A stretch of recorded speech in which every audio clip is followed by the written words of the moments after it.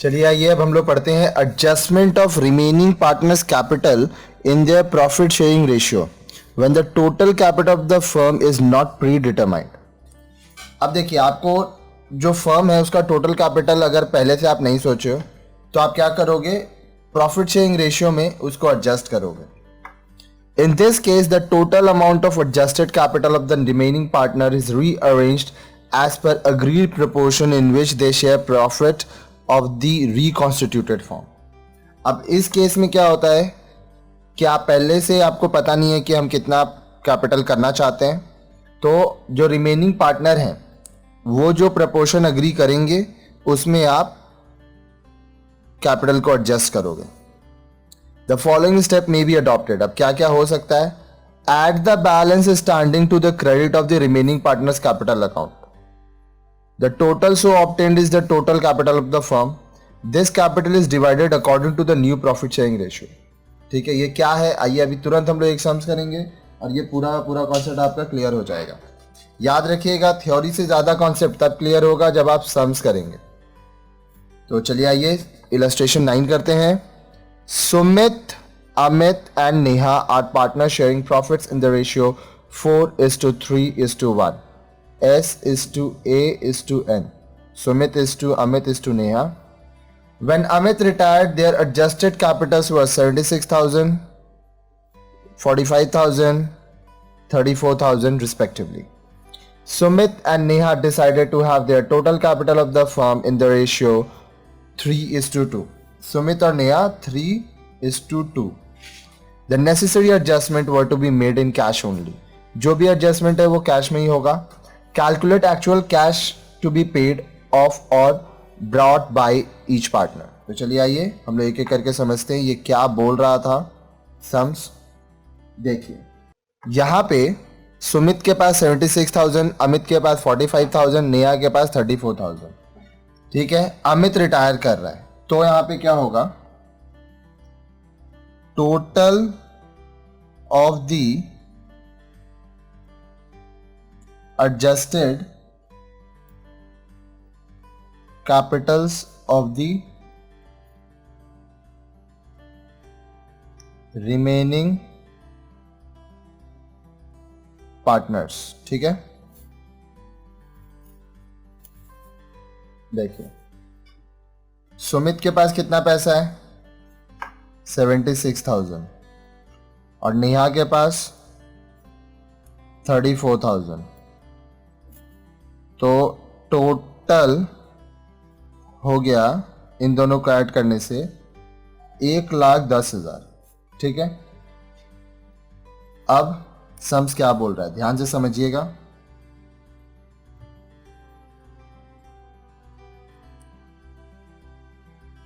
Total capital of the firm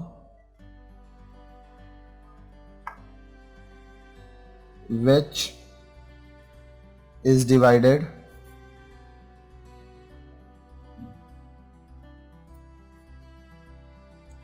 in the new ratio 3:2। क्यों? क्योंकि 3:2 आपका न्यू रेशियो है। तब देखिए क्या होगा, new capital of Sumit. Sumit का टोटल क्या है 1,10,000 में 3/5, ये काटने के बाद आपका आएगा 66,000। ठीक है, न्यू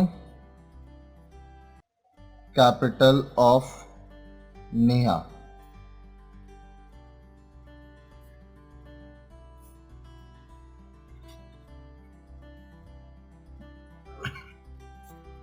44,000, 1,10,000 का 2/5। ठीक है, अब देखिए सम्स क्या बोल रहा है।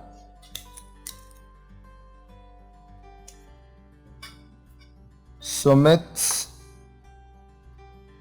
न्यू कैपिटल कितना है 66,000। सुमित्स ओल्ड कैपिटल कितना है 76,000। यहाँ पे क्या हो रहा है 10,000 रुपया ये सरप्लस हो गया, ठीक है। यहाँ पे हम लिखेंगे सुमित विल विथड्रॉ। अब इसको आप कोई भी लैंग्वेज में या तो आप ऐसे दिखा सकते हैं या तो आप एक पैराग्राफ की तरह लिख सकते हैं। Next, Neha's new capital 44,000, Neha's old capital 34,000। 10,000 रुपया क्या हुआ डेफिसिट। यहाँ पे होगा नेहा विल ब्रिंग, ठीक है। ये पैसा नेहा लाएगी। तो देखिए, आइए अभी सम्स को पूरा फिर से समझिए। सुमित अमित नेहा पार्टनर हैं, रेशियो दिया है 4:3:1। अमित रिटायर कर रहा है। रिटायरमेंट के समय सुमित का 76,000 कैपिटल था, अमित का 45,000, नेहा का 34,000।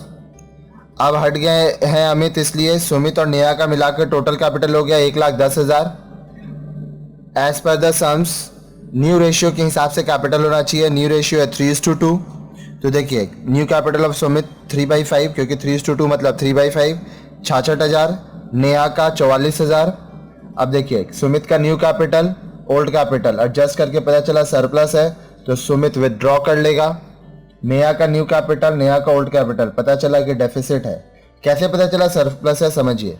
जब आपका न्यू कैपिटल ओल्ड कैपिटल से कम है तो सरप्लस है, जब न्यू कैपिटल ओल्ड कैपिटल से ज्यादा है तो डेफिसिट है। सरप्लस विथड्रॉ हो जाएगा, डेफिसिट लाना पड़ेगा। और इस तरह से ये सम्स हमारा यहाँ पे कंप्लीट होता है।